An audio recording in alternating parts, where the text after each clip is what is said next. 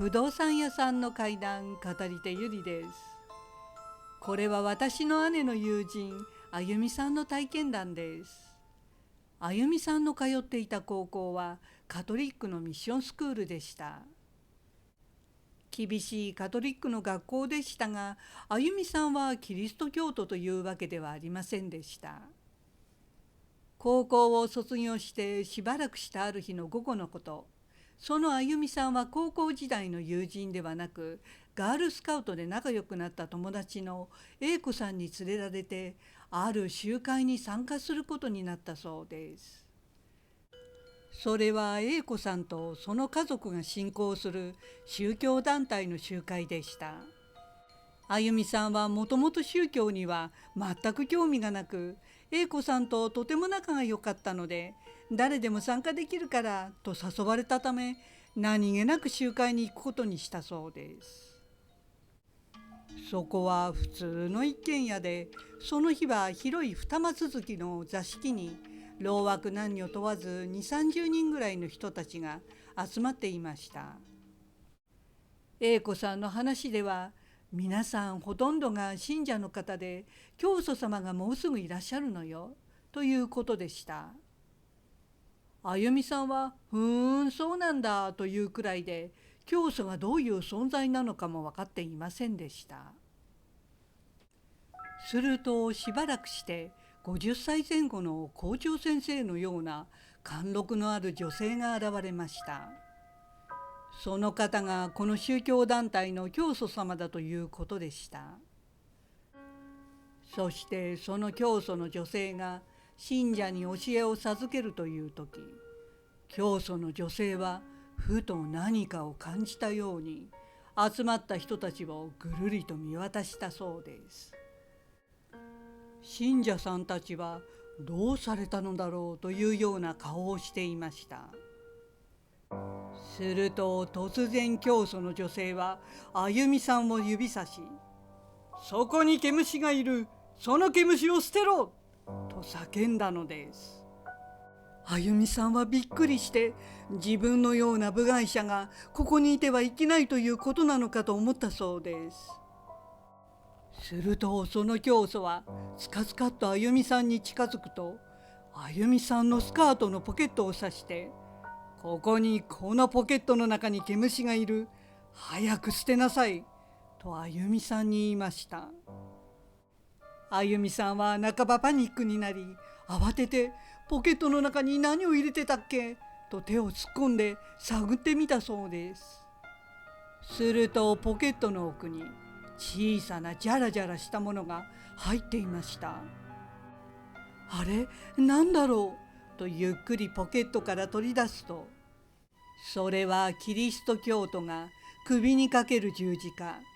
ロザリオだったそうです。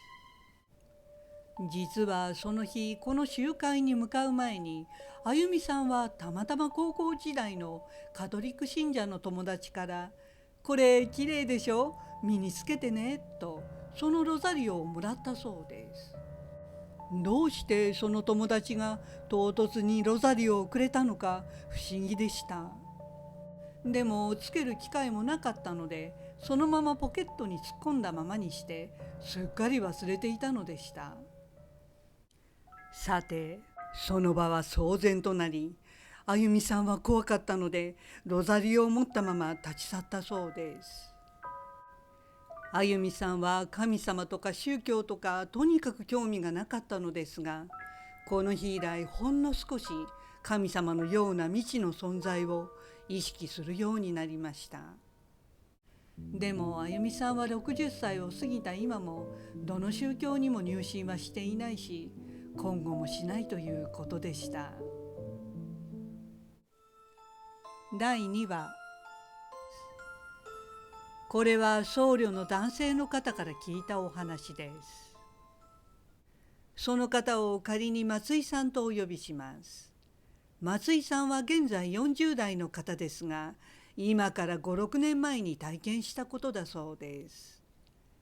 それは松井さんが僧侶になる直前のことでした。学生時代の友人に誘われて東京のあるバーに飲みに行きました。するとそこでばったり高校時代の友人に出会ったそうです。その友人を仮にあきらさんとしておきますが、あきらさんが松井さんを見つけて「まっちゃん、まっちゃんじゃない?」と声をかけてきました。高校生の頃はその友人とはあまり一緒に遊びに行ったりはしなかったのですが、松井さんはあきらさんのことはよく覚えていました。お互いこの広い東京での偶然の再会に驚きましたが、松井さんはただ再会に驚いただけではありませんでした。松井さんはあきらさんを見た瞬間、ざわっと鳥肌が立ち、やばいと思ったそうです。昔ははつらつとした爽やかな青年でしたが、今は顔は青白く、生気もなく、なんか言葉もろれつが回らない感じで違和感がありました。松井さんには明さんが世間で言うところの良くないものに取りつかれているような感じがしました。まっちゃん元気にしてたと妙に懐かしがって接してきたそうで、LINE 交換しようと頼まれました。松井さんも断る理由もないので、その場で LINE 交換し、そこで別れたそうです。さてバーから出ると一緒に来ていた友人が明さんについてのいろんな事実を教えてくれました。明さんは少し前から心の病で心療内科に通い、薬を飲んでいるので顔色も悪く、ろれつが回らないということでした。松井さんはああ、そういうわけだったのか。明は昔から優しい性格で繊細な面があったからな、と気の毒に思ったそうです。松井さんは少し気にはなりましたが、その後僧侶になる修行に入り、忙しくなったので、明さんのことはつい忘れていました。それから間もなく松井さんは得度し、晴れて僧侶になりました。そして僧侶になってしばらくして、明さんから松井さんに LINE で連絡が来るようになりました。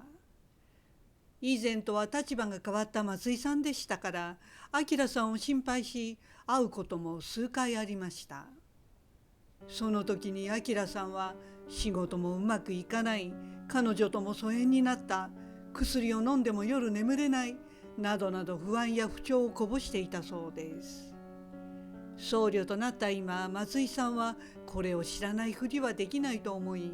その後も明さんと頻繁に連絡を取り合って様子を見ていました。松井さんは仏教の教えを説いて心を軽くしてあげようとしましたが、なかなか成果は出なかったそうです。ついに明さんの口から死にたいという言葉が出たので、これはまずい、何かしなくてはと松井さんは思いました。そこで松井さんの宗派の作法にのっとり、明さんにお清めを施すことにしたそうです。とにかくお清めで不安を鎮め、心を整えることができるならと勧めると、明さんは素直に受け入れてくれました。お清めの最中、明さんは苦痛を隠せず眉間にずっとしわを寄せていました。それを見て松井さんは邪悪なものが明さんに取り付いているのが分かったそうです。さてそれから数日経った時でした。明さんから朝珍しく連絡がありました。まっちゃん聞いてくれ、昨日ついに薬飲まずに朝まで眠れたんだよ、と興奮した声で電話があり、松井さんが答える間もなく続けて、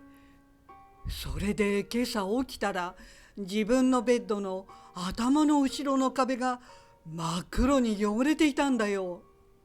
きっと僕の何か良くないものが出たんだと思う、と言ってきました。意味がよくわからなかった松井さんはすぐ明さんの家に行ったそうです。そして明さんの部屋を見て松井さんはぞっと寒気がしました。そこには部屋の隅に明さんのシングルベッドが置いてありました。枕がある方の壁のちょうど後ろに50センチぐらいの半円形の黒いシミがありました。それはまるでそのベッドに寝ていた人の頭から黒いものが出て、それがそのまま壁にシミとなって残ったかのようでした。その黒いシミは液体のシミではなく、コピー機のインクのような黒いパウダー状の粉が白い壁に飛び散ったかのようでした。松井さんにはそれはまがまがしく感じ、明さんに取り付いていた邪悪なものが抜けた時の痕跡というのもあながち間違いではないと思いました。